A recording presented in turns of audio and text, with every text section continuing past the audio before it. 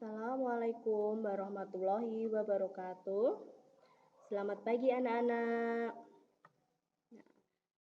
Bagaimana kabarnya hari ini? Semoga kalian selalu dalam keadaan sehat dan selalu dilindungi Allah Subhanahu wa taala. Nah, kita akan belajar tema 7, subtema 3, pembelajaran 5 dan 6 pada muatan bahasa Indonesia, IPA, PKN, dan SBDP. Nah, sebelum kita mulai pembelajaran, mari kita berdoa terlebih dahulu. Berdoa mulai. A'udzu billahi minasyaitonir rajim. Bismillahirrahmanirrahim. Rabbi zidni ilma warzuqni fahma. Amin ya rabbal alamin. Nah, berdoa selesai. Hari ini kita akan belajar ya.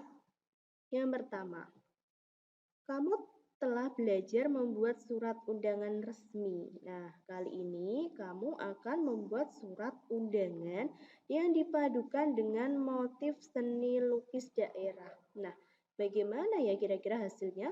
Dan apa itu seni lukis daerah?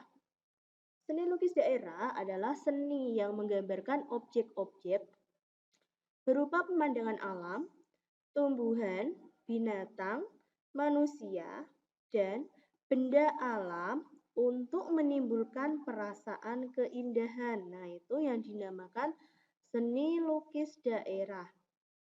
Nah, ini adalah contoh surat undangan tidak resmi. Nah, coba kalian perhatikan gambar undangannya ya. Di sini ada gambar seorang penari, ada anak laki-laki bermain alat musik, ada anak perempuan yang menyanyi. Nah, surat undangan di samping adalah surat undangan tidak resmi yang berisi ajakan untuk menghadiri pentas seni kreasi anak bangsa yang akan diadakan pada tanggal 1 November 2016 di Aula SD Nusantara pada pukul 8 sampai selesai. Nah, surat undangan ini sudah memadukan dengan seni lukis daerah ya. Tadi ya ada gambar manusia, bisa juga ya. Dan di sini juga ada gambar penari, anak laki-laki memainkan alat musik dan anak perempuan. Nah, di dalam undangan ini sudah memadukan antara seni lukis daerah ya. Nah, ini adalah contoh lain dari karya seni lukis daerah. Yang pertama itu ada gambar penari, yang kedua ada gambar adat ya, sebuah pertunjukan reog ya, ini suatu desa, dan yang ketiga adalah pertunjukan wayang. Yang keempat adalah seorang penari berpasangan. Nah, contoh-contoh ini merupakan contoh seni lukis daerah. Nah, ini termasuk contoh melestarikan kebudayaan ya dari contoh semua ini. Kemudian, coba perhatikan gambar di samping. Itu gambar apa? Iya, gambar es teh ya. Pernahkah kalian memperhatikan apa yang terjadi dengan dinding gelas saat minum minuman dingin? Apa yang kalian perhatikan? Iya, di dinding-dindingnya itu ada butir-butiran titik-titik embun ya. Basahnya dinding luar gelas berasal dari peristiwa pengembunan. Nah, pengembunan adalah peristiwa perubahan wujud benda gas menjadi cair.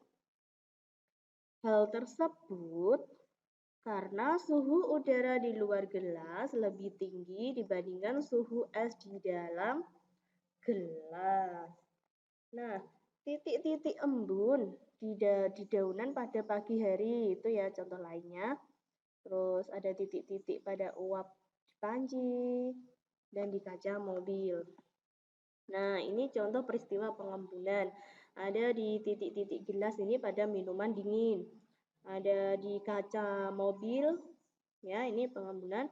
Ada titik-titik ini air di daunan pada pagi hari. Ini adalah contoh peristiwa pengembunan. Nah, Sekarang, bagaimana cara menghargai jasa para pahlawan? Bagaimana cara menghargai jasa para pahlawan? Yang pertama, ada saling menghormati dan menghargai satu sama lain. Yang dimaksud di sini adalah selalu menghormati dan menghargai satu sama lain, terutama dalam aspek perbedaan kesukuan, etnis, kedaerahan, dan lain sebagainya. Para pahlawan perjuangan dapat meraih kemenangan juga disebabkan karena mereka berjuang bersama dan menyampingkan perbedaan. Itulah mengapa menjunjung tinggi Bhinneka Tunggal Ika yang telah diperjuangkan oleh para pahlawan juga penting untuk dilakukan. So, ya. Yang kedua, belajar dengan tekun. Para pahlawan menjunjung tinggi semangat perjuangan untuk mencapai cita-cita kemerdekaan Indonesia. Oleh karena itu, untuk menghargai jasa mereka, setiap warga negara juga wajib untuk belajar dengan tekun. Generasi peneruslah yang kemudian harus melanjutkan cita-cita bangsa Indonesia dalam mencapai masa depan yang lebih baik, sehingga jasa para pahlawan tidak akan sia-sia. Yang ketiga, memperingati peristiwa-peristiwa penting. Menghargai jasa para pahlawan juga dapat dilakukan dengan cara memperingati peristiwa-peristiwa bersejarah. Misalkan, peristiwa kemerdekaan Indonesia dengan selalu melakukan upacara bendera dan mengulang detik-detik kemerdekaan Indonesia pada tanggal 17 Agustus, peringatan Hari Sumpah Pemuda, peringatan hari lahirnya Pancasila, dan sebagainya.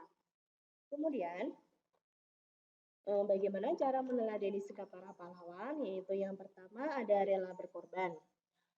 Rela berkorban yaitu sikap ikhlas hati memberikan sesuatu yang kita miliki kepada orang lain tanpa pamrih.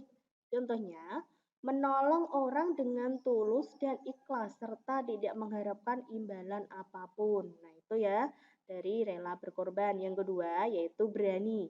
Berani yaitu sikap tidak takut maupun gentar dalam menghadapi bahaya, kesulitan maupun tantangan dalam memperjuangkan kebenaran.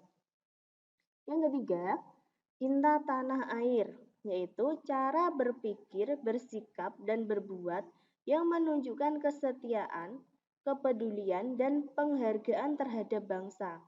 Contohnya, belajar dengan rajin supaya berguna bagi bangsa dan negara.